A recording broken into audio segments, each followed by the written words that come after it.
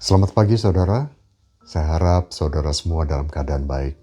Senang bisa bertemu kembali di program Tuhan Menyapa pagi ini. Hari ini saya akan melanjutkan seri Tuhan Menyapa tentang ucapan bahagia. Ucapan bahagia adalah bagian dari khotbah Yesus di bukit. Ucapan bahagia menggambarkan sikap yang seharusnya dimiliki dan ada dalam kehidupan orang percaya. Ucapan bahagia menjadi sketsa atau gambar moral tentang tipe orang yang akan memiliki dan memerintah di kerajaan Allah bersama Tuhan Yesus Kristus.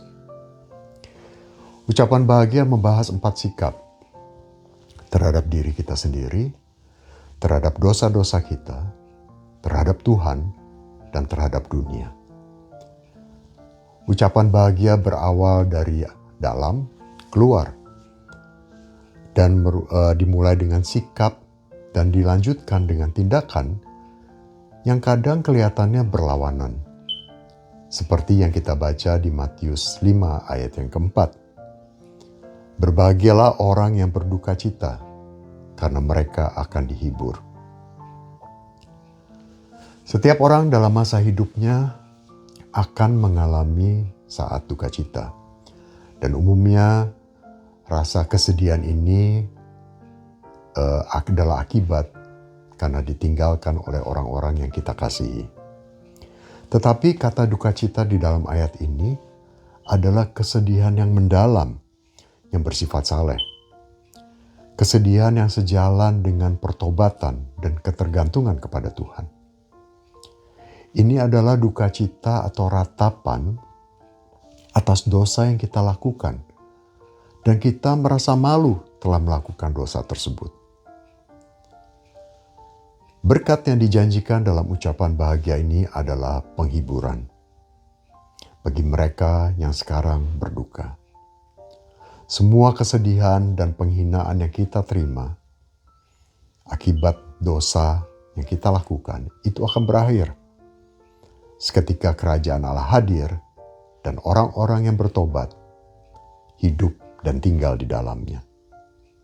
Saat kita sebagai murid Kristus sedang berduka atas dosa dan akibatnya, maka kita akan dihibur oleh jaminan, oleh pengharapan bahwa dosa kita akan dihapus sepenuhnya. Saudara, Yusuf adalah seorang yang memegang teguh integritasnya sebagai anak Tuhan.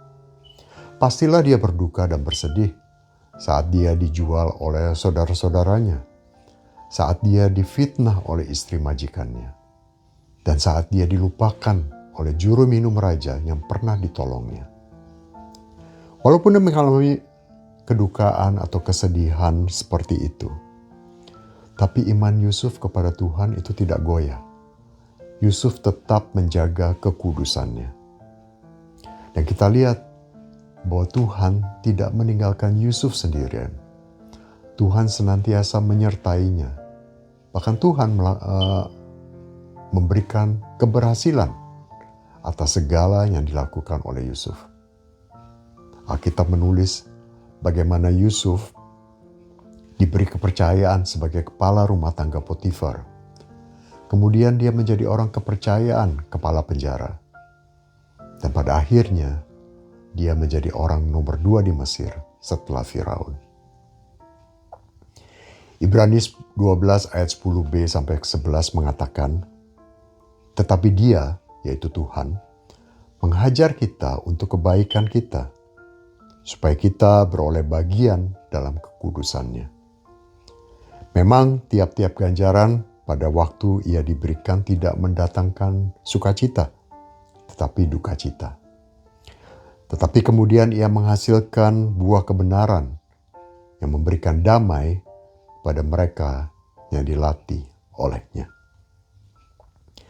Jadi kalau saat ini saudara dan saya sedang berduka karena ganjaran atau hajaran Tuhan akibat dosa yang telah kita lakukan, dan kita berduka karena dosa itu, maka kita sedang melakukan perintah Tuhan.